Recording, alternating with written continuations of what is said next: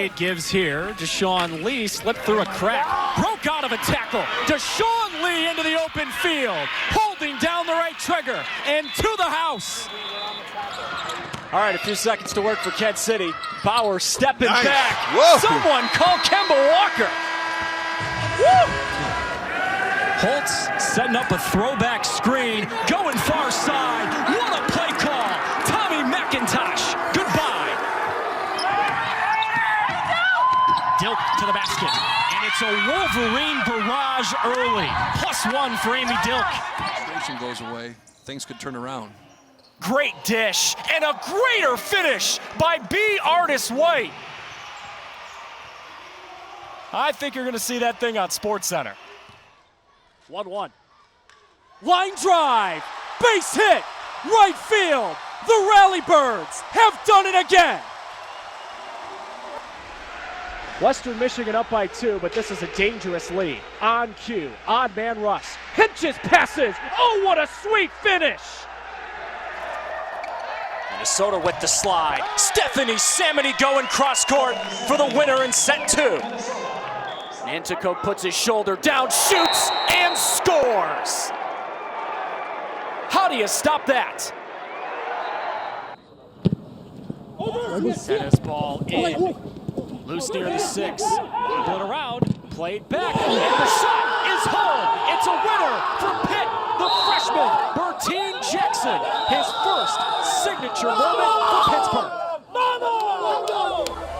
The MHSA Basketball State Championships are brought to you by the Sparrow Health System. Live from the Breslin Center, one of the hallowed halls of hoops across America, we're going to crown a state champ today in Division III. Kent City taking on Grass Lake. Welcome inside the Breslin Center, everybody. This is going to be an awesome day of hoops. Alongside former Spartan great Greg Kelser and the rest of our great Valley Sports crew, Evan Stockton with you. Okay, so whatever type of basketball you like today, you're going to get. You like good D between these two teams? Check the box. You like good offense? Check the box. And if you like superstar basketball players, Greg, check the box. Let's start with Grass Lake. They've got a three-headed monster on the attack. This game is loaded with individual greatness. Volleyball on the Big Ten Network is powered by Unleaded 88. Live from Welsh Ryan Arena in Evanston, Illinois, the Cats are back home for the first time in nearly a month. And good luck. They're taking on a top 5 squad, the 4th-ranked Minnesota Golden Gophers. Welcome inside Welsh Ryan Arena, alongside Kim Kuzma and the rest of our great Big Ten Network crew. Evan Stockton with you. Okay, so you're going to see the Big Ten standings on the screen in just a second, and pay close attention to Northwestern. Kim, it has been a trying season for this program. This is just their 7th match of the year. There's been canceled match after canceled match. So you've got to wonder, entering tonight, how are they going to play against one of the best teams in the country? As you mentioned, every team is eager to play because there's not much volleyball happening this year. Well, if you're wondering if River Rouge is going to be rattled down early in this game, they're not going to be. They have already gone down to the wire in a playoff game this year. In the regional final against Detroit Martin Luther King, a team that never kicks the extra point, kicked a field goal to win the game. Tayshawn Massey straight line booted a 25-yarder right through the uprights. The 5'8" senior has never been happier in his life, he said, than when that field goal went through the uprights. Nobody in the city of Detroit, nobody in the city of River, nobody except for the River Rouge Panthers on the field knew that they had the option of making that field goal, and that was a spectacular finish. So they've been in some nail biters, and they find themselves in one yet again. They start the quarter with a throw. Grabowski throws it away. Grant Ewell had the pressure. Ewell and Debris. If you haven't caught on by now, you're going to hear those guys a lot today. They've combined for 125 tackles this year for DeWitt. They are tackling machines if there ever was any. What are you calling here, Devin, on 3rd down and 8? You'd assume throw. What kind of concept? Yeah, we're going to go sprint out to the right. Sprint out to the right with the quarterback. Get him on the edge. Give him that run pass option with a comeback on the outside receiver. Let's see if Devin can put Tony Romo on notice. All right, so come back here, sprint out with the quarterbacks. It's a straight drop for Grabowski. Looking out in the middle, caught, threw a hit, Flegler delivered the shot. Tayshawn Massey made the catch. 5'8", 165. 10-yard gain, move the sticks. It's a very good combat catch, right? You call that a combat catch. A catch that you have to make with contact from the defense. Does a great job of securing the pass. Oh, just stuck it right in between his shoulder pass, did Marian Rabowski. Now they keep it on the ground. Marian Rabowski. It takes no less than 4 DeWitt Panthers to bring him down, and he's got the first down. A grown man out there in a high school uniform. I mean, watch this. Just quarterback power. Boom, first contact. More guys coming, driving his legs. That's the weight room, right? Hey, when we have stoppages, what do you think that young man is? He's in the weight room squatting and getting ready to play football. On the ground again he goes. Another solid gain for River Rouge. Marian Rabowski is 6'4", 225. After last week's performance in the semis against Chelsea, when he ran it 33 times for 222 yards and 3 touchdowns, his head coach, Corey Parker, said, "At this point, I just call him Captain America." Yeah, he's a monster, and it's been ever since that state championship win. Obviously, last season he played very, very well, but on that state championship stage, everybody saw what he was capable of. There it is. Here he throws on the wheel route. Tayshawn Massey went up, but he could not make the catch. Third down coming. Look for them to go back to that at some point. He had the post screaming through the middle as well. They used the post wheel concept. He went to the wheel this time, and it was there, but Massey wasn't able to make yet another combat catch. Good coverage by Nick Flegler, knocking the ball away, pushing Massey away from making the catch. So, Devin, I ask you again, what are you calling here? Third down and 5.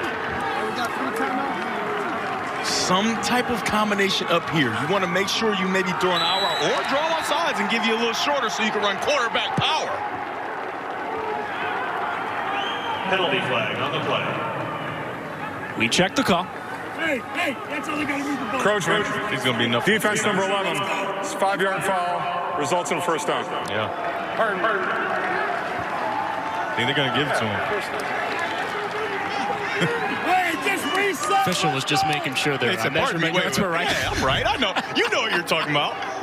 Very good job drawing him off sides. This actually happened to them against Detroit King, where it was a short 4 yards to go, and they jumped off sides, and they get the chance to do it. But they moved a little early on this one. See those big hogs starting to pull. They couldn't hold themselves back. Ball was not marked ready for play. It's 1st and 10. Lucky for River Rouge, they did not have the ball marked ready to play, because those big guys, or did they? Because they're marking it off. I don't think he hurt his refereeing buddy. That offensive line, no matter where they eventually spot this football, these are some hogs up there, man. Big. Chance Moore is 315, Big. Tyler McMillan 315, Big. Daniels, Johnson, McCain. And the most impressive thing to me, Devin, about this offensive line is they moved guys around. One play they may be the left tackle, Yeah. one play they may be the right tackle. That's because some guys are better at pulling, right? They want to get the guys in a position to do the things they want to do. Fake to Daniels, Rabowski blown up in the backfield. Connor Pochard says hello.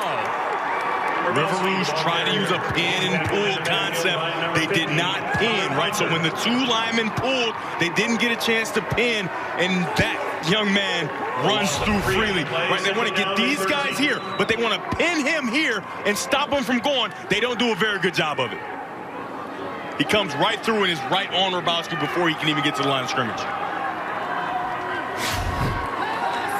Rabowski on play number 11 of the drive. It's caught. Jalen Holly's got a first down. He puts on the turbo. Tight rope in the sidelines. Jalen Holly to the house.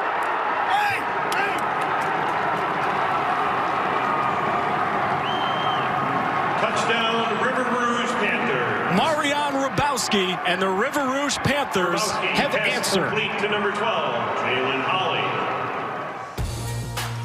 It's a good time to be a Buffalo basketball fan. This is the best stretch in program history. They have made 4 trips to the tournament since 2015.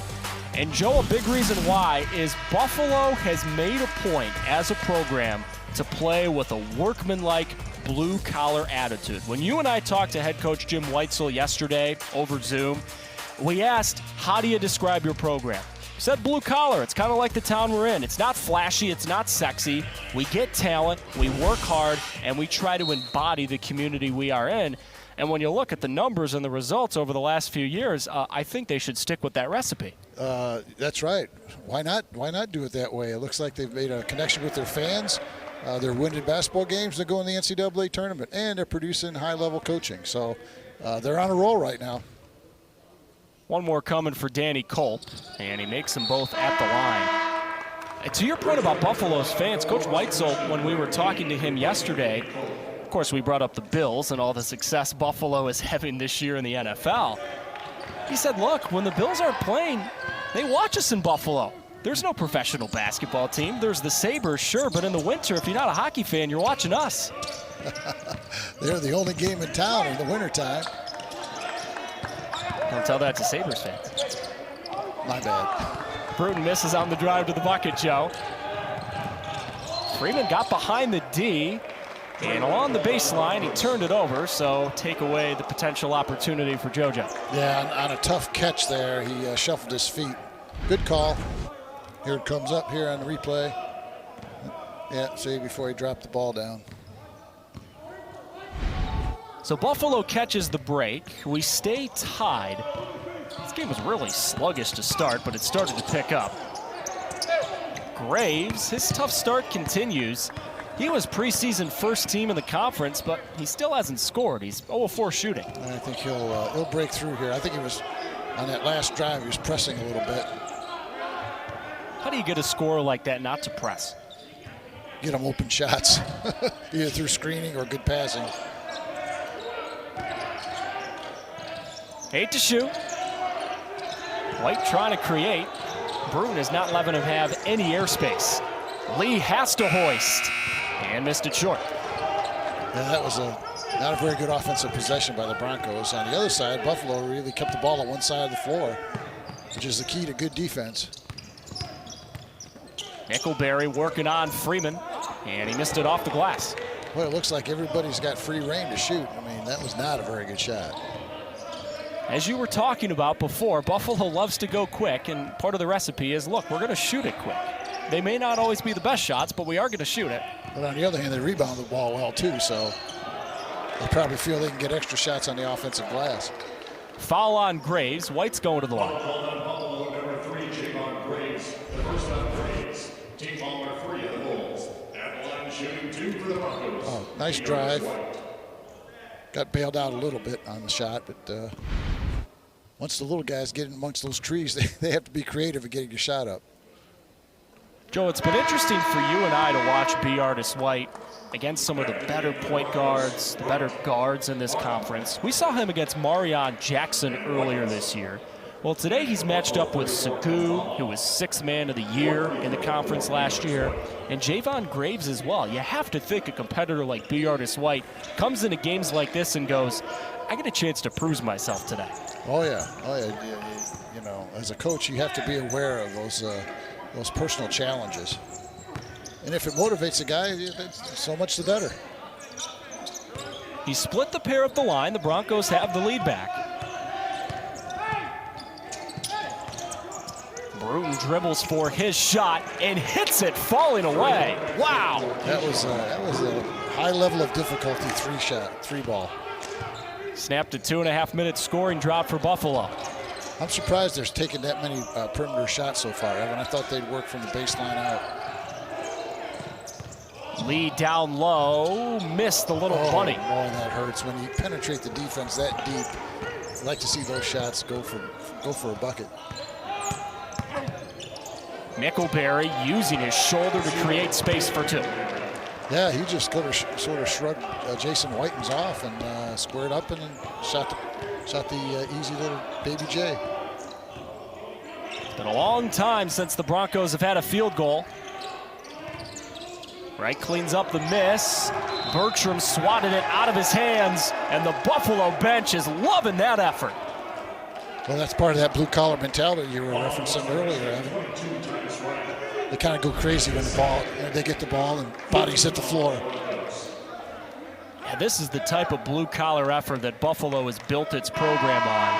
And Brock Bertram is a guy who you can build a really good program with. The senior from Apple Valley, Minnesota, which not only is a Minneapolis suburb, but is one of the more delicious town names in all of America. His numbers are not eye-popping. It's 4 points a game. It's 5.5 rebounds per game. But he's a big guy. It's 6'11", 240. He brings effort, and he brings glue that you just need on a good team, Joe. Yeah, exactly. And that frees up the 6'7" or 6'8" guys to go, get a lot of rebounds if he's taking his big. Buffalo with the 4-point lead. Graves hits, make it a larger Buffalo lead. Yeah, they're starting to warm up now. They're trying to, looks like they're getting in an offensive rhythm, Evan. Remember, this is a team that has played just once in essentially a month. And it took them at least a half to get untracked against Ball State in their last contest. That was a tight game at half, and they pulled away in the second half. Emilien dribbled into a three that he nailed.